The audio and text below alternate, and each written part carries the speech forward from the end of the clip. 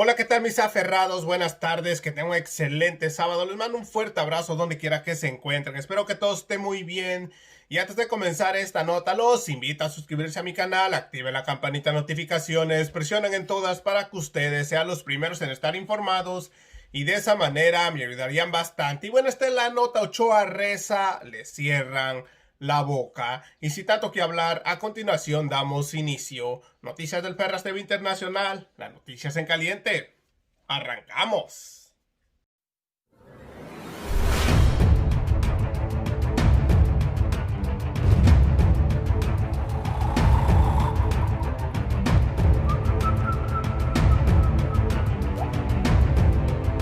Así es, mis aferrados a un México mejor. Hoy estamos a 3 de octubre del año 2020 y aquí estamos con otra nota más. Bienvenidos a su canal. Y bueno, el priista Enrique Ochoa Reza defiende los jugosos negocios de los gobiernos pasados, pero ahí no terminó todo, pues terminó haciendo el ridículo, pues los diputados del Partido del Trabajo le dieron una arrastrada a este sinvergüenza. Y sin tanto que hablar, a continuación les presento el video. Acompáñenme. No hay recursos para el financiamiento y aseguramiento del campo. Se reduce más del 80% la inversión en carreteras respecto al 2018. Se reduce también en 50% la inversión en el sector turístico más allá del Tren Maya. Desaparece el programa de fortalecimiento para la seguridad pública, el Fortaseg. Hay cero apoyo para pequeñas y medianas empresas. Especial preocupación hay en el sector energético. Usted ha dicho con razón que la producción petrolera nacional cuenta con 60,000 barriles diarios de petróleo que produce el sector privado y que serán más de 200,000 barriles diarios para el 2024. Esto es tan solo 5 años después de que se llevaron las rondas petroleras. Sin embargo, se han suspendido las rondas petroleras nuevas, cerrando la llave para la inversión privada. A partir del 2018 se han suspendido las subastas de energías renovables en México, a pesar de que tienen fundamento en la ley y que otros países del mundo las desarrollan con resultados positivos. Permítame primero, compañeras, compañeros, hacer referencia a varias cosas que he escuchado a lo largo de esta comparecencia. Por eso debo decir, no, señoras, no, señores de la oposición, no se trata de culpar de todo al pasado, sino de tener presente nuestra historia reciente para no repetir los errores, pero sobre todo los abusos que ustedes cometieron desde el poder. Por eso digo que hay que ser de plano muy cara dura para venir aquí y hablar de una desacertada política económica y de un mal gasto público, cuando ustedes fueron los autores de ese Fobaproa que condenó a generaciones enteras de mexicanas y mexicanos a pagar una deuda contraída cuando ni siquiera habían nacido. Un rescate bancario en el que de paso rescataron no solamente a los bancos, sino también a los empresarios. Cuando ustedes fueron los autores de ese brutal endeudamiento de nuestro país, que hoy es de más de 12 billones de pesos. Una deuda que está por encima del 50% del Producto Interno Bruto, sin que este gobierno haya contratado deuda alguna. Cuando fueron ustedes, señores de la oposición, ustedes los autores de las compras multimillonarias de plantas chatarra como agronitrogenados y de los saqueos a Pemex, cuando fueron ustedes los autores de las condonaciones multimillonarias de impuestos a grandes empresarios que se ufanan de ser generadores de empleo para México cuando sus grandes empresas acaso y solo generan un 15% de los empleos formales o incluso menos, porque el 85% los generan las micro, pequeñas y medianas empresas. Además, vale la pena recordarlo, esas grandes empresas son las principales evasoras de impuestos y han tenido que topar con pared recientemente frente al SAT, por cierto. Ese es el pasado que ustedes añoran, ese es el manejo de la economía que añoran. Y una vez más les decimos, no somos como ustedes, ni vamos a actuar como ustedes. Y a mí no me extraña que vengan a decir que estamos en la crisis económica más grave de la historia. Lo dicen porque ustedes fueron las clases privilegiadas de que no resintieron, por ejemplo, la crisis del 94. No tuvieron que pasar por las penurias por las que tuvo que atravesar la mayor parte del pueblo. Por lo menos les pregunto, ¿recuerdan ustedes cuáles fueron sus recetas para atender aquella crisis? El FOBAPROA. Y hoy, 25 años después, tenemos que seguir pagando su receta. Señor secretario, como usted ya escuchó de otros oradores, cada quien habla en función de sus intereses que aquí pretenden representar. Así que hay quien pide un pacto fiscal y más recursos porque evidentemente no son capaces de hacer más con menos.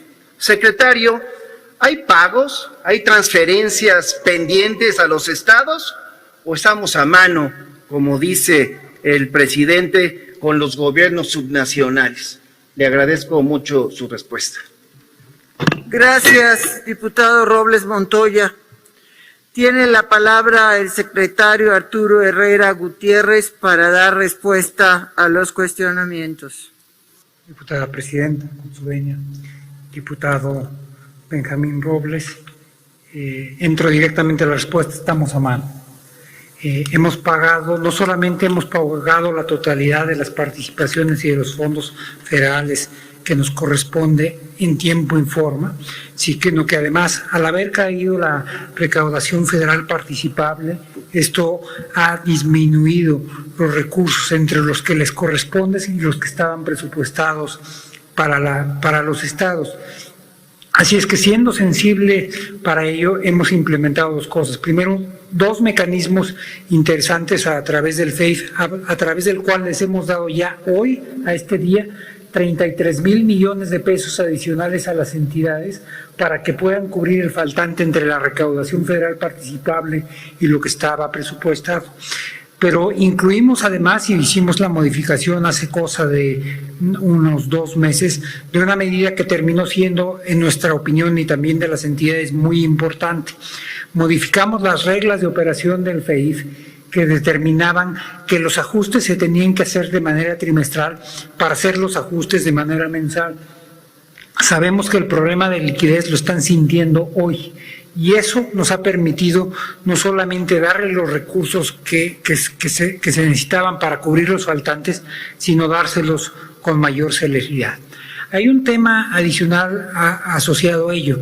Hemos potenciado el FEIEF para asegurarnos no solamente de que las entidades van a tener recursos hoy para eso, sino siendo conscientes de que el año que entra va a ser también un año difícil, hemos dejado ya generado un fondo adicional para que los estados tengan un amortiguador fiscal en caso de que las cosas no vayan como quisiéramos explorar.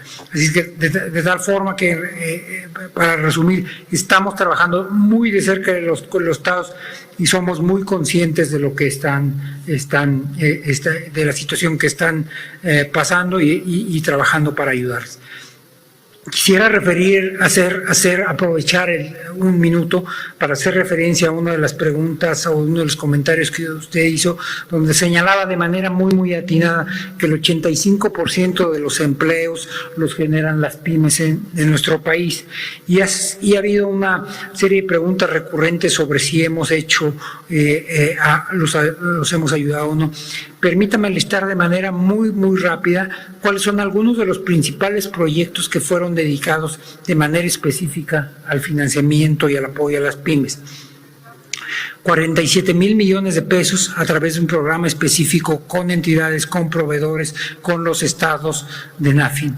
31,000 millones de pesos en créditos a través de los programas del IMSS más Economía, 3,100 millones de pesos a través del programa de Fonamcot, 16,000 millones de pesos a través del programa de mejoramiento urbano, que tiene como objetivo hacer intervenciones micro a nivel local que detonan la economía de esos lugares, y el proceso para aterrizar los 750,000 millones de pesos de las facilidades del Banco de México. Muchas gracias. Muchas gracias, secretario.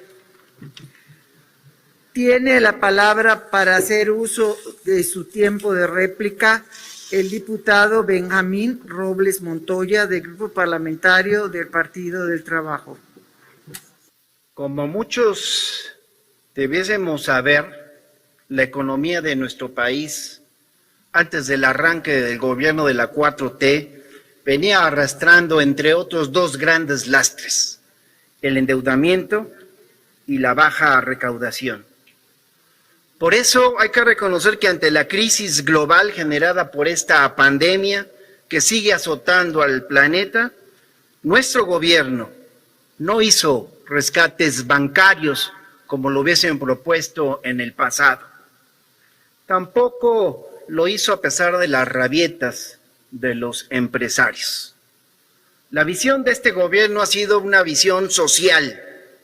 Fue proteger a la gente más vulnerable.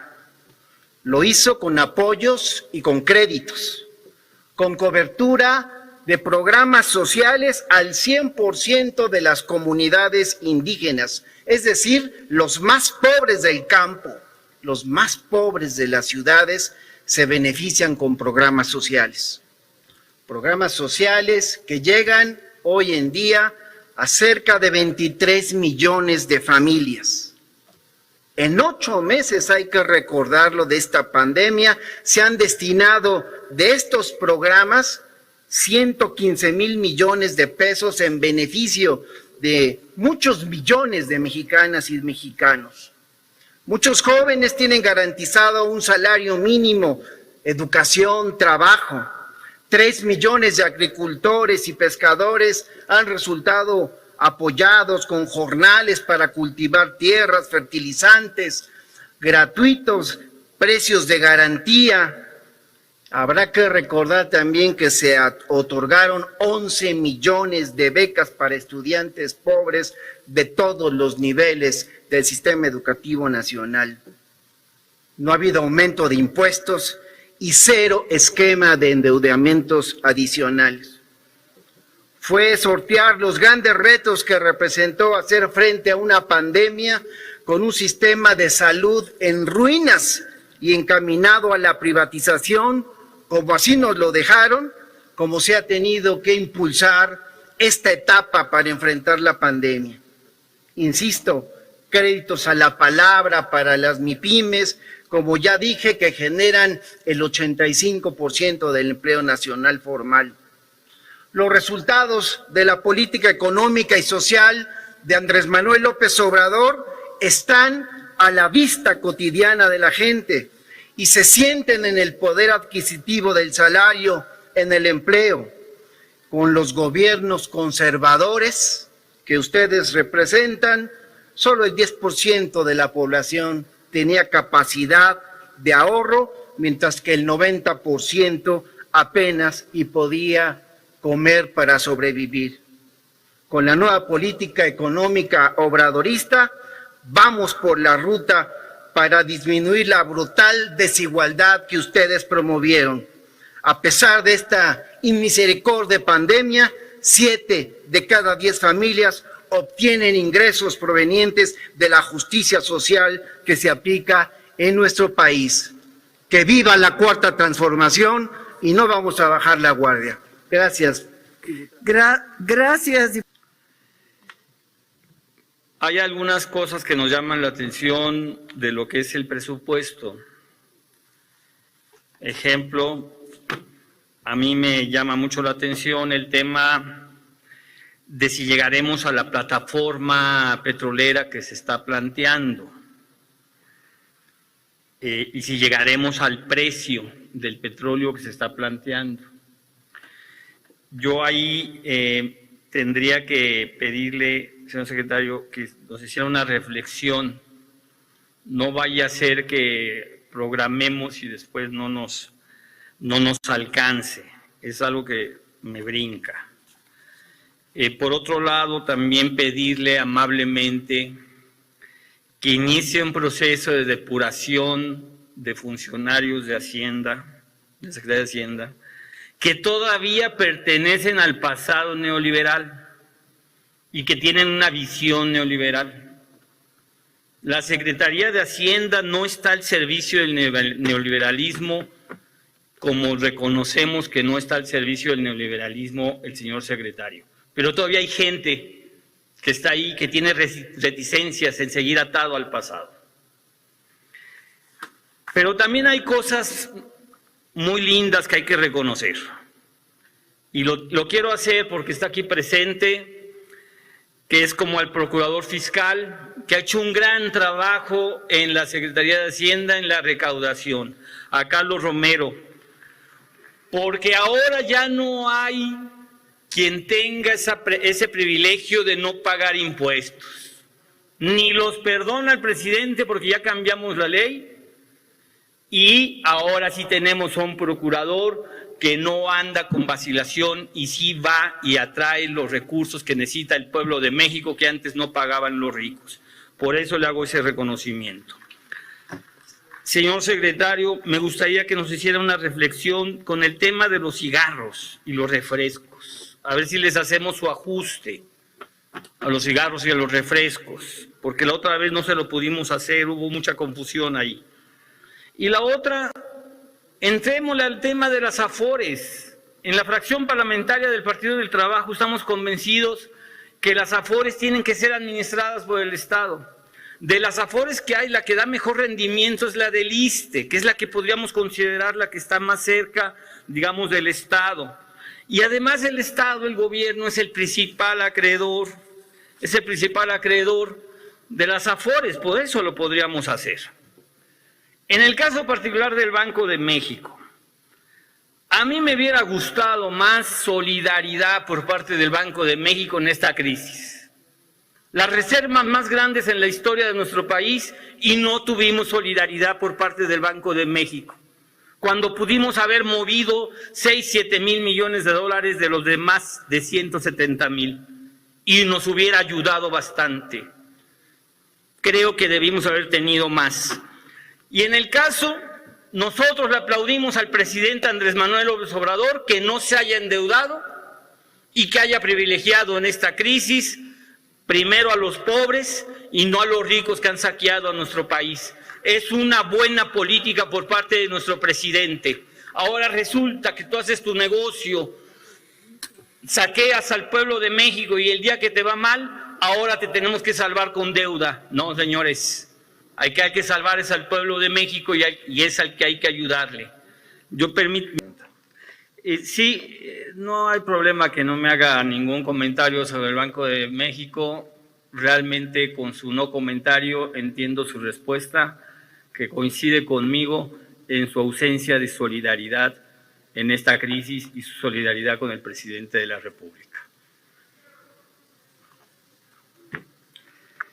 Se pudieron haber movido 7,000, Toño, 7,000 millones de dólares de los de más de 170,000 de la reserva. Se pudieron.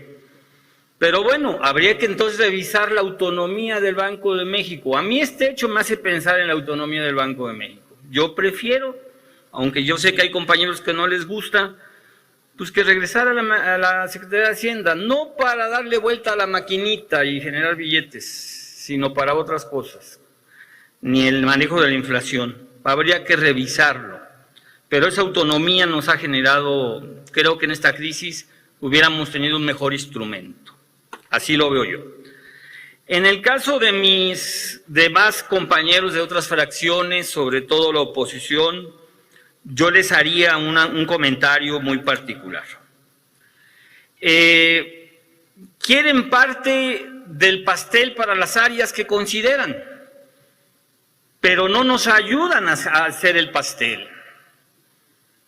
No nos ayudan a hacer el pastel y quieren parte del pastel. Eso me parece poco ético, ¿no?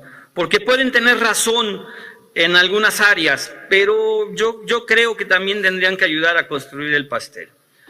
Y también le pediría al secretario que pudiéramos hacer una pequeña reflexión, coincido con el diputado Higinio, una pequeña reflexión sobre el tema de todos los fideicomisos. Creo que no necesariamente el 100% de los fideicomisos tendrían que desaparecer.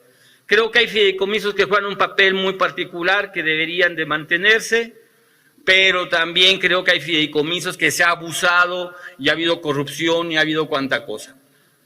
Me gusta más la idea de reflexionar prácticamente cada fideicomiso y decir este va para afuera, este para afuera, y darle al presidente lo que el presidente requiere.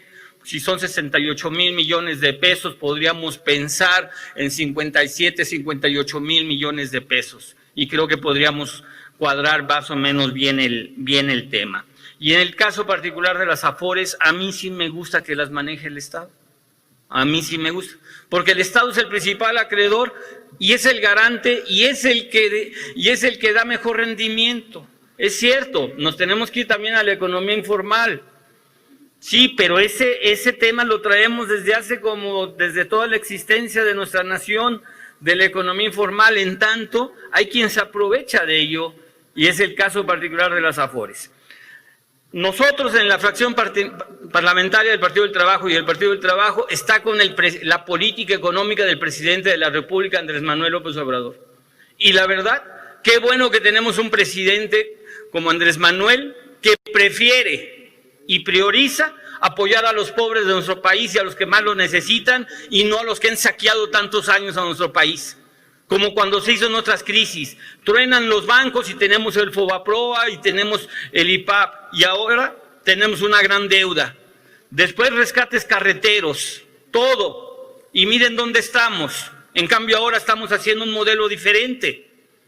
Un modelo diferente, donde privilegiemos a los pobres de nuestro país, a la gente que nunca les ha llegado un apoyo directo del gobierno y solamente les llegaba a los grandes ricos. Compañero diputado, su tiempo se ha agotado. Muchas gracias, presidenta. Solamente decir, el Partido del Trabajo tiene un compromiso profundo con el pueblo de México y con el compañero presidente Andrés Manuel López Obrador y con la política económica que está llevando a cabo.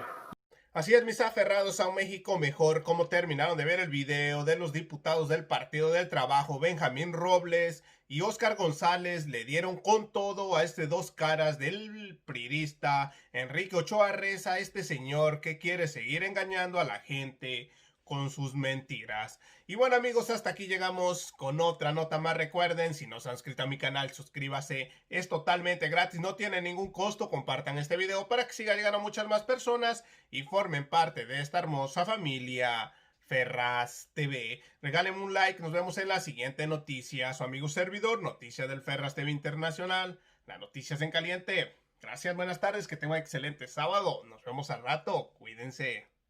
Suelta la cumbia Ferraz.